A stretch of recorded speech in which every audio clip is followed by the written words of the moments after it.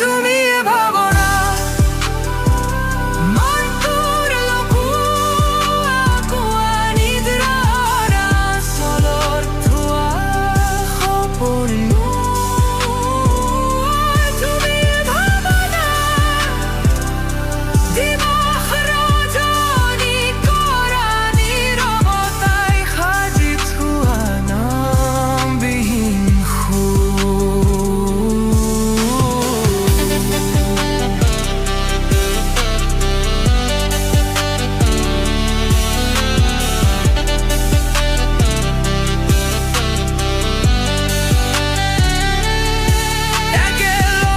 থাকিলেও দিনবোৰ পাক খায়